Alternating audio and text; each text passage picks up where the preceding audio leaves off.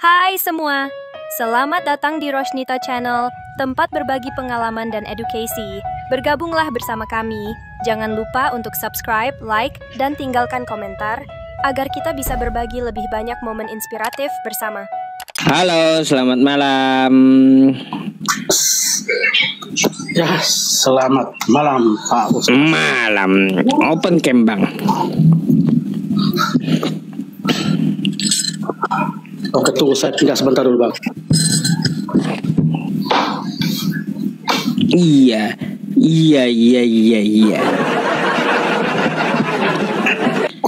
Masih kagak jera-jera ya naik ke tempat saya gitu. Apa yang perlu saya obati malam hari ini?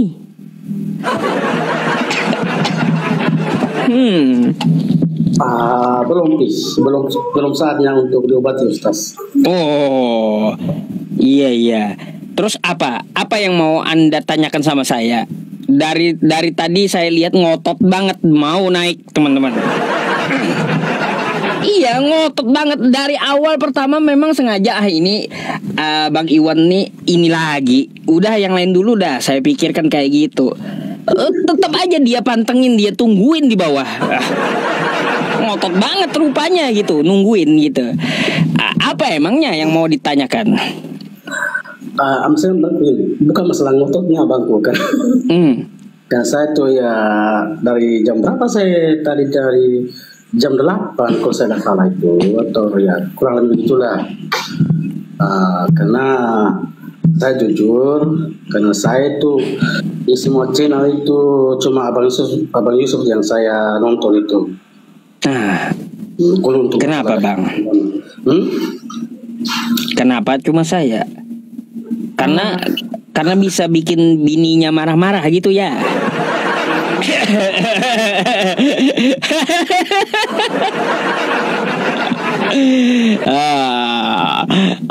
Bahas itulah nanti. Jangan ke situ ya. Ya sudah, kita bahas ke pembahasan agama aja. Apa?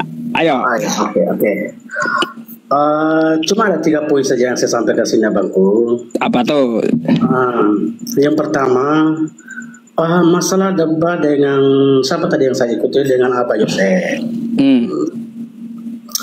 Itu Abang Yose turun tadi itu maksudnya diturun atau diturunkan? Itu pelanggaran dia, kena pelanggaran dari TikTok itu. Langsung dimatikan TikTok dia. Dihapus TikTok. Makanya dia nggak ada lab lagi kan itu. Pelanggaran dia itu. Saya kira Abang Yusuf yang kasih turun tadi. Enggak, PK itu nggak bisa saya kasih turun, kasih tendang musuhnya nggak bisa. Oh gitu ya. Yang kedua, dari tadi Bang, mungkin saya ada hitung mungkin kurang lebih 50 kali. Abang Yusuf kan pernah bilang, yang Muslim jangan naik, tetap nongol juga, tetap naik juga. Gitu. Artinya apa Bang? Kalau pemikiran saya ini, padahal ini Abang Yusuf sudah kasih tahu bilang yang Muslim jangan naik, tapi tetap Muslim yang naik. Itu artinya apa? Menurut saya mereka tidak paham dengan bahasanya. Terus. Kalau Bang saya sudah bilang jangan naik, itu saja Bang. Iya. Lalu apa lagi? Kritik aja semuanya Bang, kritik aja gitu. Iya betul. Artinya gini, saya tuh sukanya bukan kritik tapi saya masukkan saja Bang. Buat teman Muslim, ketika Abang Yusuf lagi berdebat sama Kristen, jangan naiklah, cukup nonton di bawah saja, gitu. Nonton dan komen saja di bawah, gitu loh maksud saya. Kan ini kan Abang Yusuf kan sementara debat, tapi yang lainnya Muslim. Dan yang terakhir, masukkan ke buat Abang Yusuf, ketika Muslim naik, ketika Abang Yusuf tanya Muslim Kristen, kalau bilang Muslim langsung aja bilang, langsung turun saja gitu, jangan lama-lama. Yang Abang Yusuf carikan orang Kristen. Nah, lawan debatnya gitu lah Bang. Bukan sampai debat sih. Jadi kayak gini Bang ya, di dalam Islam itu punya aturan. Gak bisa kita orang naik langsung Muslim Kristen, Muslim langsung saya turunkan. Itu kurang adab bang, kurang adab. Dalam agama Islam itu ada kayak gini ya, kaidahnya al adabu fauqal ilmi. Adab itu di atas ilmu gitu. Iya. Nah, jadi kalau orang berusaha naik kan kita hargai gitu. Apa yang mau dia sampaikan, kasihlah waktu 1 menit atau 2 menit gitu.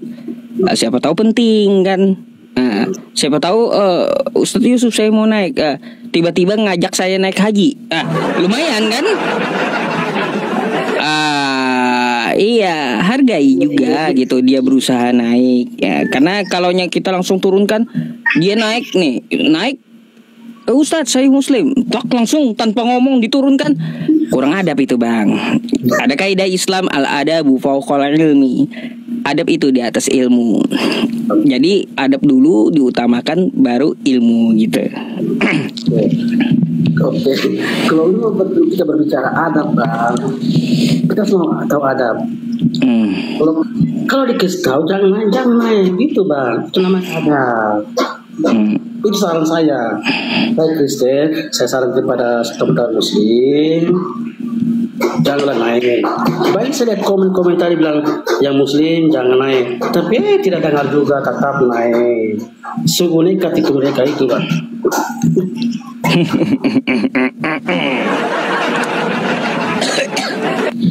Iya bang ya, karena gini ya, banyak orang berilmu tapi nggak beradab. Banyak. Kagak usah di sosial media gitu ya. Di kehidupan saya yang nyata pun orangnya harat top, bacaan Quran bagus ya kayak gitu. Adabnya kurang. Enggak semua orang yang berilmu itu beradab. Gitu. Jadi makanya ada kaidah al adabu fauqal ilmi. Kan gitu. Sekarang saya boleh tanya? Boleh bang. Jangan yang susah-susah katanya. Menurut Anda bang, iblis gimana? Artinya begini bang, ini tema pernah, kalau saya tidak salah pernah diangkat juga. Abang setuju mana gitu? Gara-gara tema ini kan Edis sama Bom Bom tuh lagi cakar-cakaran tuh ya. Edis sama Oki cakar-cakaran juga dia. Elia Myron sama Bom Bom ya cakar-cakaran juga gara-gara ini. Habis itu Agatha sama Bom Bom cakar-cakaran juga gitu. Sobkatul Almayat kejang-kejang nyakar Bom Bom. Banyak kali bang gara-gara tema ini gitu. Yang saya bawakan, kira-kira mana yang betul? Penyalipan itu rencana iblis kah?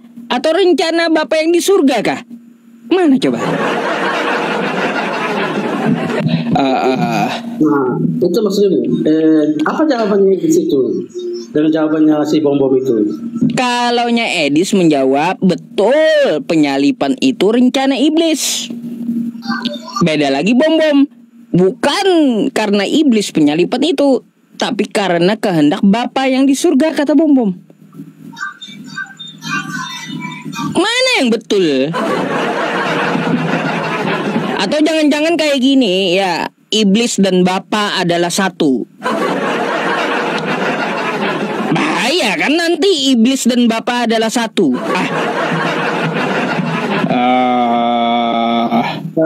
Begini Pak, menurut pendapat saya ya masing-masing, artinya Bang Edis jawabannya ya karena iblis, terus Bang Bom Bom bilang karena rencana Tuhan.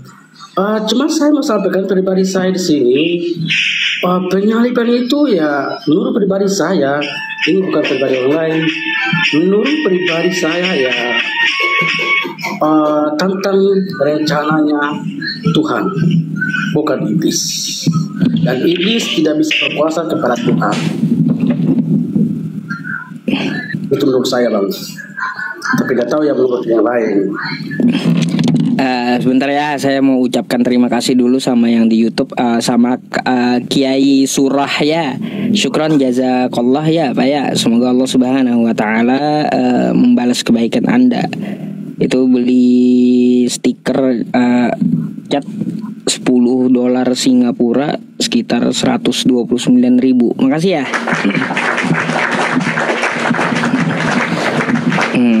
Oke. Jadi begini Bang, ya. Bang. Ya Bang, ya.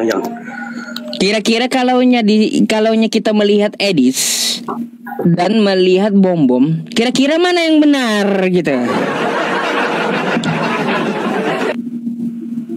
Ya kalau soal itu saya tidak tahu, karena mereka punya pemikiran masing-masing, punya tafsiran. Pemikiran abang kayak gimana? Seperti saya bilang tadi Bang, penyaliban Yesus adalah rencana Allah atau rencana Tuhan. Berarti Anda ikut Bom Bom. Kan tidak ikut siapa-siapa Bang. Itu pendapatnya Bom Bom. Kalaunya dari Tuhan. Beda dengan Edis. Kalau menurut Edis bukan dari Bapak. Kalau yang mengakui penyalipan itu dari Bapak, kata Edis orangnya. Nah, kata Edis. Kayak gimana rekamannya ada kok. Berarti Anda orang-orang ini nah, kata Edis ya. Penyalipan itu dari iblis, kata Edis.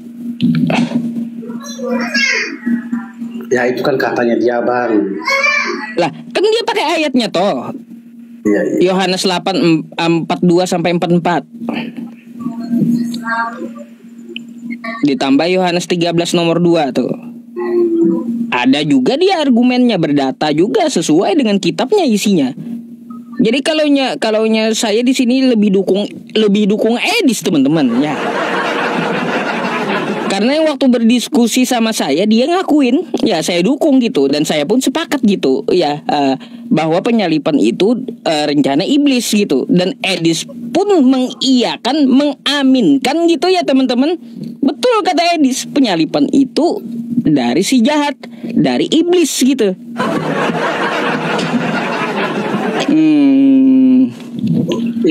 Ya itu. Ya saya juga sendiri pusing ini kalau saya mau ikut. Pusing abangnya, pusing. Soalnya saya ini orang awam, jadi saya kurang paham dengan isi kitab itu.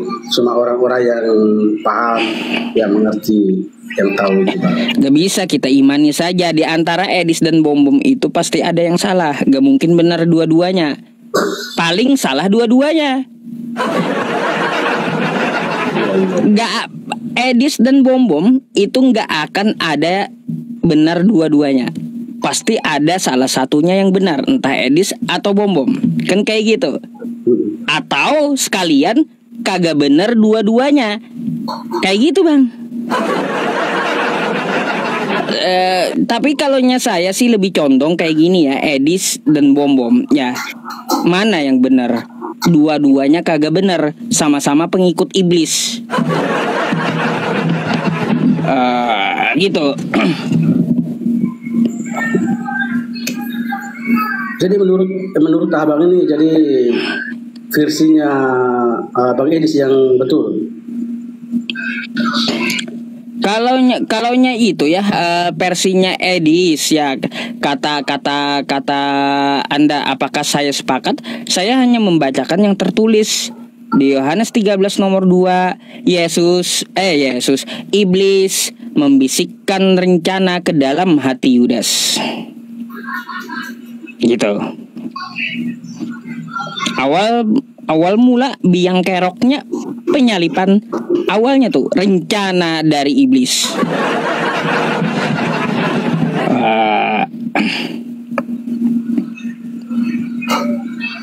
Kok aku yang bingung ya? Iya. Kenapa abangnya bingung? Kenapa Bang Ente jadi bingung? Kenapa? Soalnya gini loh, dua apologet Kristen pemahaman yang berbeda tentang penyaliban. Gitu loh. Ya iya, satu denom, sama-sama Protestan.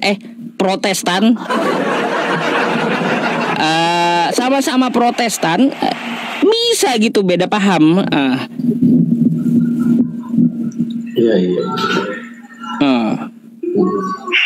Ya, tapi dulu saya ya itu kan hak ya, udahlah haknya mereka mempercaya siapa gitu.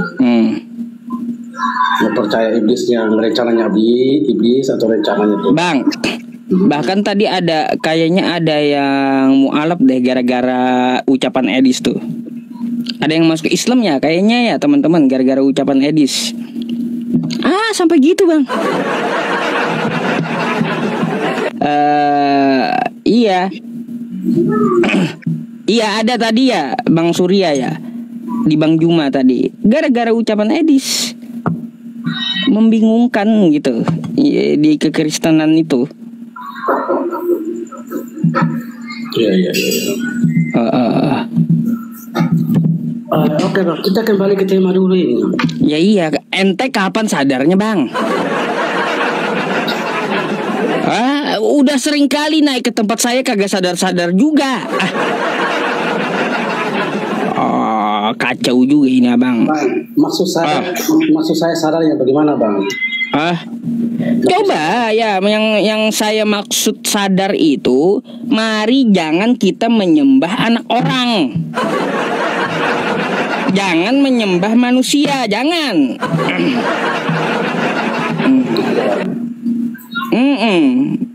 Ngapain nyembah anak orang? Ngapain nyembah manusia? Gak waras itu. Oke. Bang, saya mau kasih satu tantangan buat abang. Apa tuh? Satu ya. Satu saja tantangan saya buat abang. Kalau abang Yusuf, maksudnya kalau abang Yusuf bisa kalahkan Edis TV, saya siap mengalah bang. Tapi kalau abang Yusuf tidak bisa mengalahkan bang Edis, saya tetap Kristen. Itu saya katakan betul. Dan saya mau bang, terbukanya begini. Abang Yusuf yang undang Bang Edis naik drum. Kalau Bang Edis kalah, saya siap mengalah. Tapi kalau Abang Yusuf kalah, ya saya tetap Kristen. Itu tantangan saya buat Abang Yusuf. Bentar dulu bang ya. Saya tanggapi pernyataan Anda itu ya. Jadi begini bang ya, yang namanya debat itu bukan masalah cari kalah atau cari menang gitu. Terus tolak ukur menang atau kalah itu apa gitu dalam diskusi gitu. Nggak jelas di situnya. Karena diskusi itu bukan cari kalah, bukan cari menang. Kalau kalian mau cari menang sama saya lebih baik ngaku duluan saya kalah gitu. Gak usah debat kan gitu. Jadi nggak terjadi. Kalaunya di depan Anda mau cari menang, mau cari kalah, silahkan kau menang, saya mengalah. Gak perlu kita berdebat. Artinya begini bang, saya punya pemahaman. Ketika yang kalah, berarti itu yang salah. Standarnya gini, standarnya menyatakan ini kalah, ini menang itu seperti apa? Ya karena kalah berdebat tadi bang. Siapa kan ini kita mau cari tahu kebenaran yang sesungguhnya, siapa yang benar, siapa yang tidak benar. Ketika dia menang debat itu artinya apa?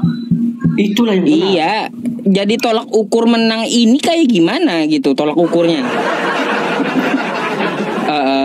Tolak ukur menang itu kayak gimana gitu loh. Saya teman-teman ya jujur ya berdiskusi 8 tahun. Gak pernah saya cari menang atau kalah itu gak pernah gitu loh. Kamu kalah debat sama aku. Atau yang kemarin kamu kalah debat sama aku. Karena apa? Apa yang kita bicarakan itu adalah pembelajaran untuk kita bang. Bukan untuk cari menang, cari kalah. Kalau cari menang, cari kalah main game aja, kagak usah diskusi. Nah itu poinnya bangku. Kenapa terjadi perdebatan? Karena tidak ada yang kalah, tidak ada yang menang, dan semuanya menang. Jadi diskusinya lanjut terus, perdebatannya lanjut terus. Nah, kapan ketika ada yang kalah, pasti akan stop. Begitu bang. Karena ini yang tidak ada yang mengalah, ya lanjut terus diskusinya begitu terus. Ujung-ujungnya apa? Ujung-ujungnya saling menghina, saling menghakimi sesama. Itu bang, menurut saya. Enggak, kalau di Islam ada rambu-rambunya bang. Enggak, jangan salah Anda ya. Di Islam itu banyak rambu-rambunya. Tindak tanduk kita itu diperhatikan setiap detik, setiap saat itu. Jangan salah, itu di dalam agama Islam tindak tanduk kita, apa yang kita kerjakan setiap detik itu ada catatannya. Hebat kan Tuhannya umat Islam. Bayangkan.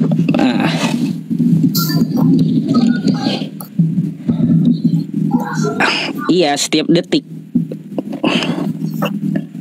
Kira-kira bang, Anda mau bertanya apa tentang agama Islam? Begini, saya mau tanya bang tentang agama Islam. Karena tapi sebelum ini saya juga minta maaf karena banyak saudara-saudara saya yang Muslim, termasuk saudaranya saya juga Muslim. Tapi di sini saya tidak, artinya saya tidak membuatkan kata-kata saya tersinggung. Jadi saya mau tanya bang, kira-kira ini saya boleh kita bikin tema dulu? Ya, boleh, dari tema nggak apa-apa. Temanya agama mana antara Kristen dan Islam, agama mana yang paling damai? Baik. Maunya membanding antara Kristen dan Islam, agama mana yang paling damai? Oke? Baik. Sekarang saya mau tanya abang dulu. Yang menjajah Indonesia agamanya apa? Loh, kok lari ke situ sih bang? Tanya dulu lah. Saya mau tanya dulu. Yang menjajah Indonesia apa agamanya? Nah, kok ketawa? Saya nanya kan kayak gitu, kan kita mau membanding nih antara Islam dan Kristen. Ya kagak usah jauh-jauh di negara kita aja, sejarah negara kita. Yang menjajah Indonesia negara apa? Apa agamanya? Ya, setahu saya itu Belanda dengan Belanda dengan Jepang. Tapi ya, apa agamanya Belanda? Ya, kalau yang sekarang itu ya saya tahu itu Kristen bang. Ya Kristen.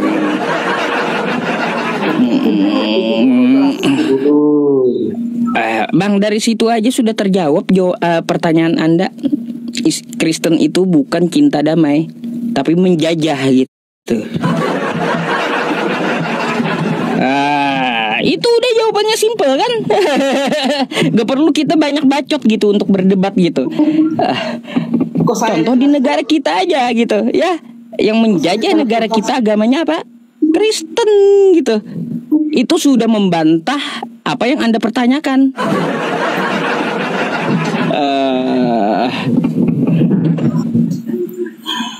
Ujung-ujung masa saya yang kalah lagi Pak Ustaz?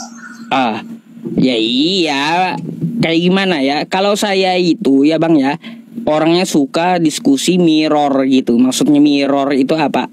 Mengembalikan pertanyaan kepada yang bertanya. Memang seperti itu saya. Oke, yang di sini yang saya maksud Pak Ustaz bukan masalah terang-terangan. Yang saya maksud sini tentang ajaran damai antara Yesus dan Muhammad bang. Nah gitu dong yang jelas. Apa dari tadi ya teman-temannya? Yang jelas kalau berkaitan tentang masalah ajaran Yesus, ajaran Nabi Muhammad, mana yang benar? Nih saya jawab ya. Ajaran Yesus ya, ajaran Yesus, ajaran Nabi Muhammad, dua-duanya benar. Dua-duanya benar. Oke? Nabi Isa atau Yesus ya dan Nabi Muhammad, siapa yang benar? Mereka semua orang benar. Tapi ya tunggu dulu, saya jelaskan dulu. Kalau merujuk di Al-Quran saya, tentang masalah Yesus atau di dalam kitab Anda. Yesus di Lukas 4 nomor 8 itu mengatakan, sembahlah Allah, kepada Dia saja engkau berbakti. Ini orang benar ini. Menyuruh menyembah kepada Tuhan pencipta langit dan bumi. Yesus itu orang benar. Terus di Islam, innani anallah la ilaha illa ana fa'budani wa aqimis sholata li dzikri. Sesungguhnya aku ini adalah Allah, tidak ada Tuhan selain aku, maka sembahlah aku. Kayak gitu. Itu Yesus udah mencontohkan. Kan kayak gitu, Bang. Ya, oke. Jadi menurut pemahaman Abang ini, artinya kedua-duanya mengajarkan kedamaian gitu. Kedua-duanya benar, ajaran Nabi Muhammad dengan ajaran Yesus. Yesus juga berkata, seperti apa? Seperti yang ada di dalam Al-Quran kami itu. Ya. Kemana, Bang? Tunggu, Bang.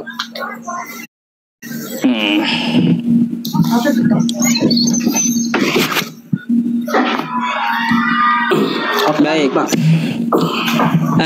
Kalau untuk masalah ajaran dari Yesus, Tuhan itu Esa, kata Yesus. Maka Nabi Muhammad pun juga menyerukan, hai umat Islam, Tuhan itu Esa. Qul huwallahu ahad. Katakanlah Allah itu Esa. Sama dengan yang diteriakkan oleh Yesus, hai Bani Israel, Tuhan Allah kita, Tuhan itu Esa. Dia mengutip Ulangan 6 nomor 4. Selaras gitu dengan Islam. Jadi ajaran Nabi Muhammad dan ajaran Yesus ya sama-sama mengesahkan Tuhan. Itu orang benar semuanya. Dua-duanya orang benar gitu. Yang kagak benar ini ya selepas ditinggal oleh Yesus, lalu ya ada menurut si A, menurut si B, menurut si C. Dapat berita dari si A, dapat berita dari si B, dapat berita dari si C.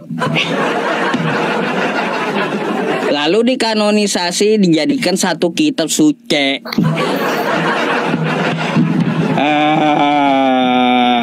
Kayak gimana?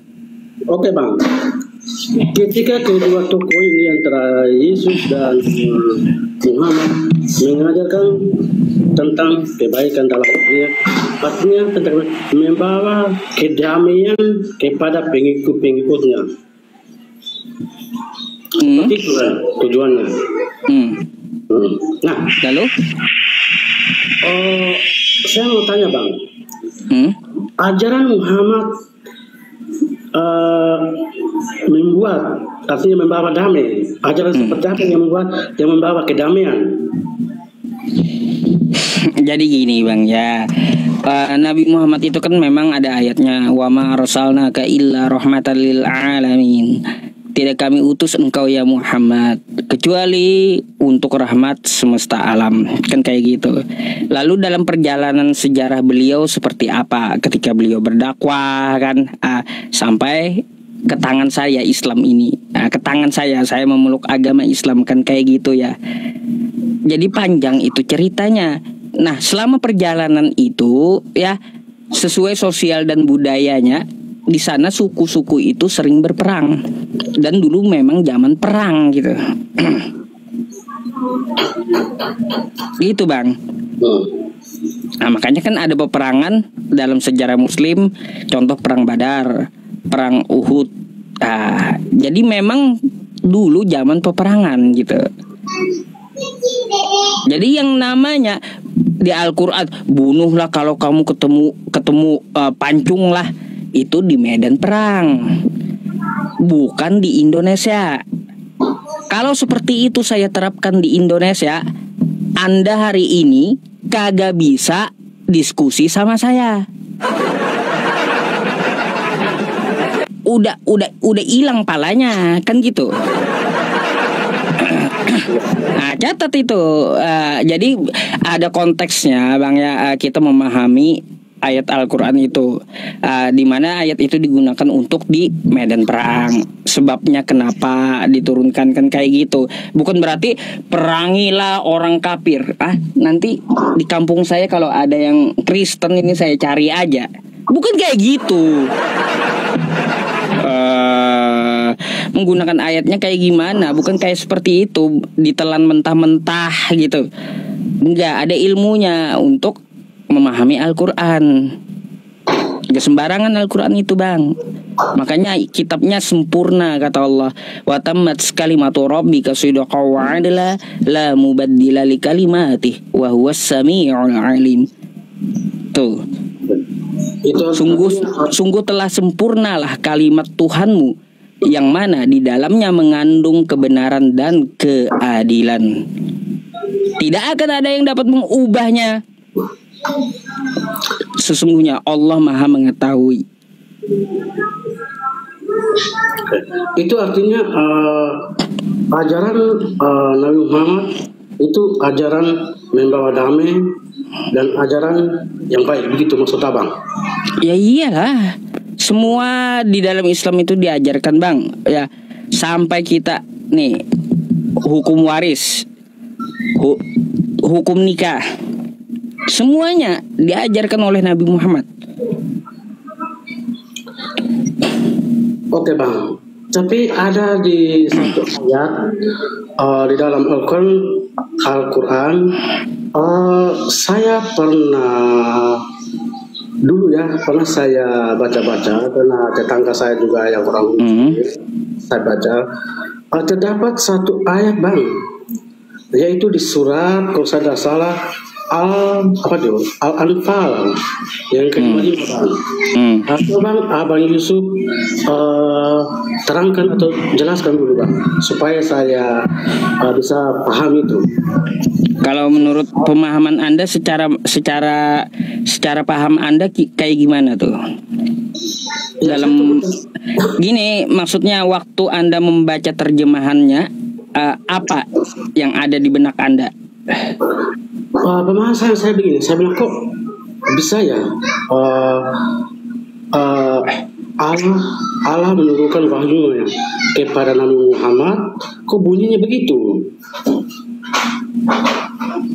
Al-Anfal. Ya. Ayat 55. Al-Anfal 55. Inna syarrad dawabi 'indallahi alladzina kafaru fahum la yu'minun. Sesungguhnya binatang yang paling buruk di sisi Allah, makhluk yang paling buruk di sisi Allah ialah orang-orang kafir karena mereka tidak beriman. Apa itu?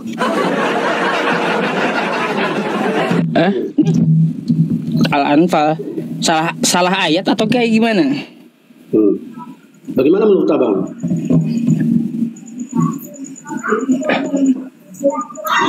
Ya ada apa? Di sini menceritakan tentang orang kafir Bang. Ya. Kenapa dengan ini? Artinya saya bertanya Bang, tapi bagaimana tanggapannya si Abang tentang ayat itu? Ini sesungguhnya binatang atau makhluk yang paling buruk di sisi Allah ialah orang-orang kafir karena karena mereka itu tidak beriman. Oke? Baik, saya jelaskan. Begini Pak ya. Kenapa orang kafir disebut seburuk-buruknya makhluk? Karena tempatnya kekal abadi di dalam neraka jahanam nanti. Kayak gitu. Berkaitan tentang ini ada juga di dalam Quran surah Al-Bayyinah ayat ke-7, ayat ke-6 dan ke-7 gitu. Di ayat ke-6, innalladzina kafaru min ahlil kitabi wal musyrikina fi nari jahannam khalidina fiha ulaika hum syarrul bariyah. Sesungguhnya orang-orang dari ahli kitab dan orang-orang musyrik akan masuk neraka jahanam dan mereka kekal selama-lamanya di dalam sana. Ulaika hum syarrul bariyah, mereka itulah seburuk-buruknya makhluk. Kenapa Allah menyebut seburuk-buruknya makhluk? Bang, kita nih apa nih? Manusia. Betul? Betul. Baik. Abang dan saya sama, betul? Betul, sama. Bang, kita ini ya punya dahi, betul ya? Betul. Punya 2 tangan? Betul. Punya 2 kaki? Betul. Bang, saya mau tanya, monyet ada dahinya nggak? Ada apa? Ada. Tangannya ada 2 nggak? Ada. Ada. Kakinya ada 2? Ada. Ada 2. Apa yang membedakan kita manusia dengan monyet? Manusia diciptakan, didesain oleh Allah Subhanahu wa Ta'ala dengan sempurna. Laqad khalaqnal insana fi ahsani taqwim. Sungguh kami ya yang menciptakan kamu dalam keadaan sempurna. Tuh, bisa ruku dengan tangan kita, bisa sujud dengan dahi kita. Kayak gitu. Ada lebihnya daripada si monyet. Ini ya diperintahkan untuk sujud, ya untuk sujud, untuk menyembah Tuhan, tapi kagak mau sujud. Berarti dia lebih buruk daripada monyet.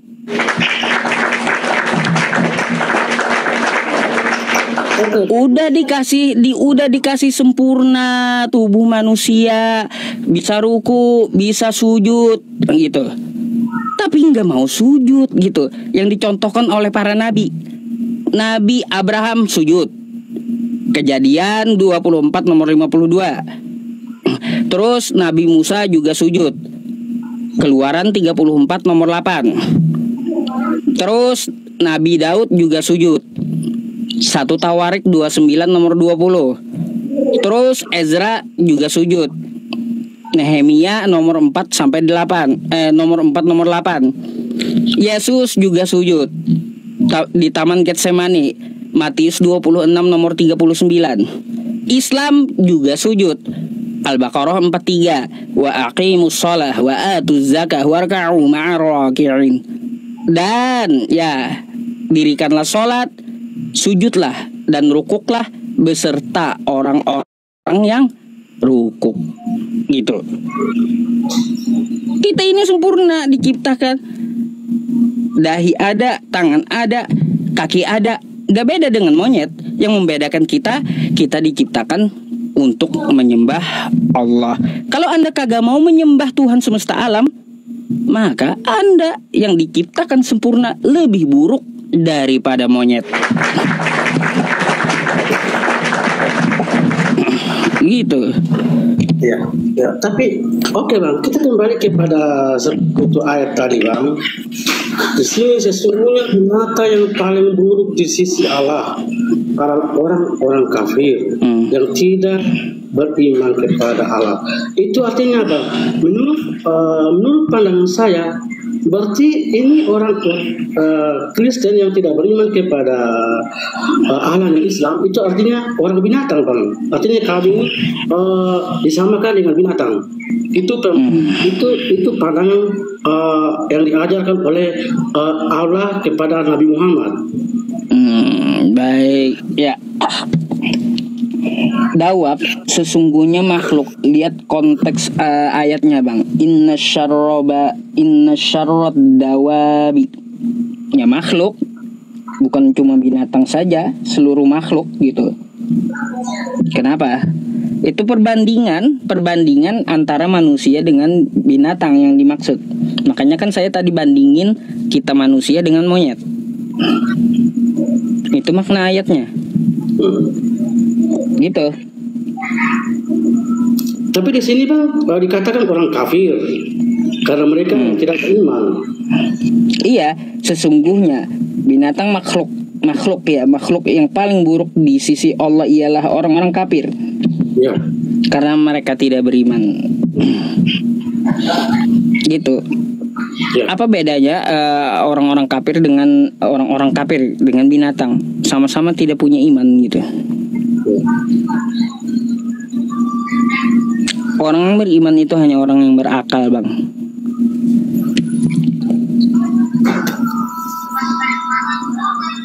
Oke.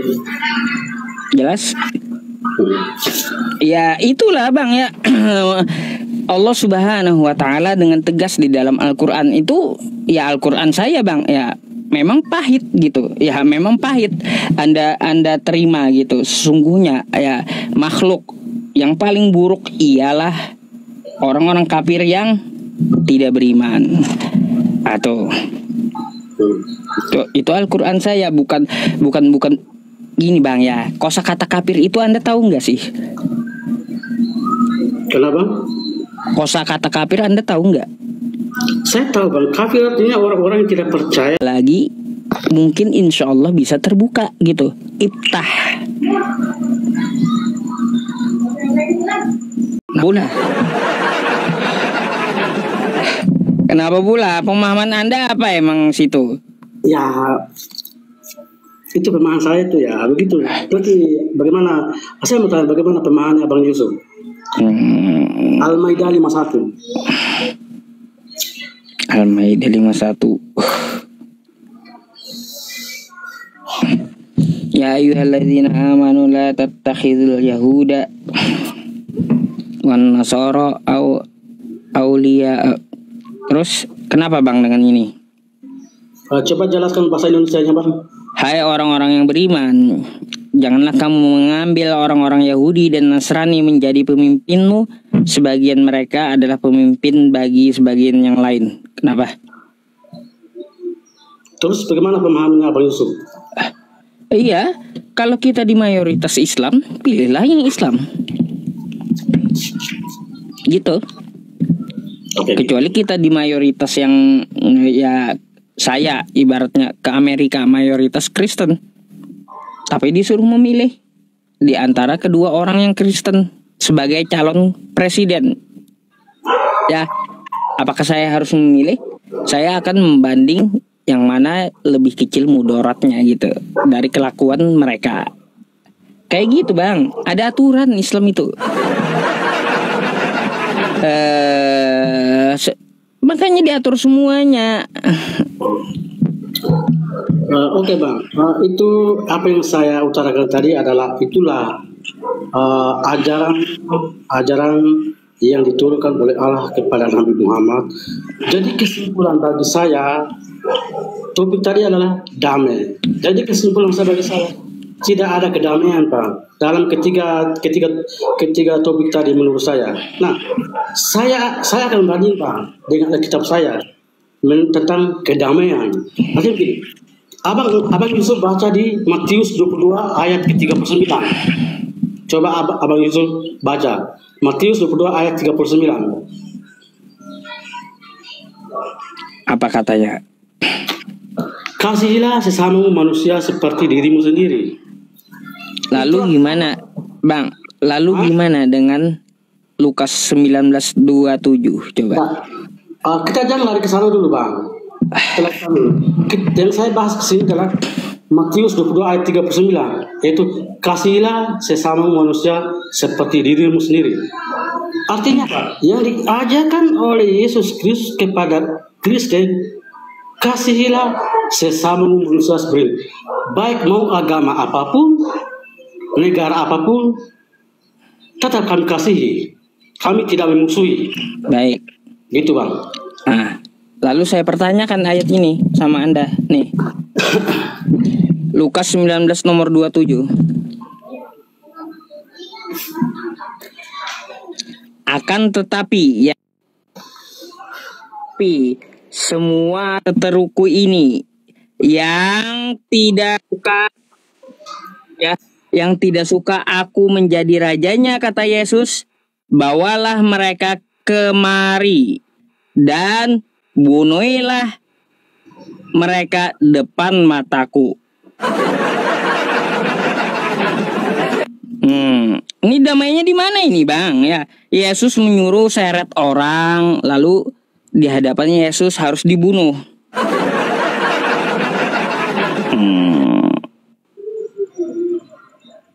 Ini bukan konteks perang loh ya, bukan perang nih, bukan di medan perang.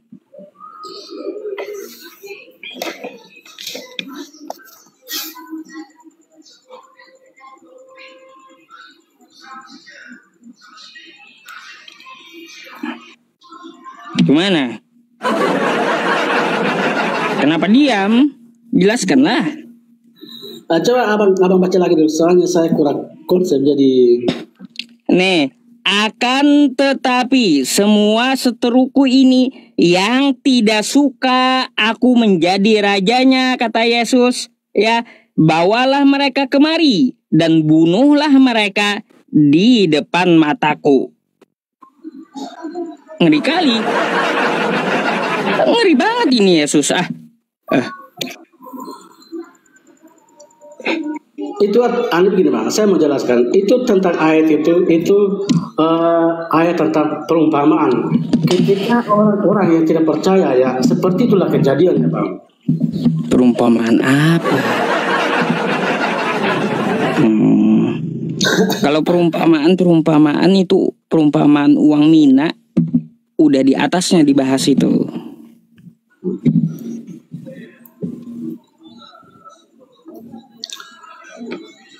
Gimana tuh dengan ayat itu? Mau lagi? Coba nih saya bukain lagi nih 1 Samuel ya. Nih.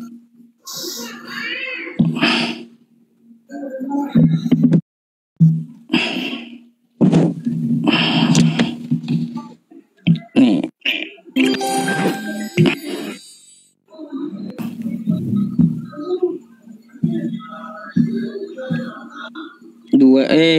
Bentar ya. Tumpaslah segala yang ada padanya, dan jangan ada belas kasihan. Bunuhlah semuanya, laki-laki maupun perempuan, kanak-kanak maupun anak yang masih menyusu, lembu maupun domba, unta maupun keledai. Yang kagak salah pun kena. Apa ceritanya teman-teman? Bayi yang kagak punya salah juga kena gitu. Aduh, lebih seram bang. Itu perintahnya siapa bang? Aduh. Bukan. Itu kan di perjanjian lama, kitab Anda. Ya, itu perjanjian lama itu kan sebelum Yesus ada bang. Nah, lalu gimana? Kata Yesus tadi, seret ke depanku, bunuh depan mataku. Ayo. Yesus udah bilang, aku datang ke muka bumi ini bukan membawa damai, kata Yesus. Aku bukan membawa damai, tetapi aku membawa pedang, kata Yesus. Memangnya pedang buat apa? Kupas bawang. Nggak mungkin Yesus kupas bawang pakai pedang pula.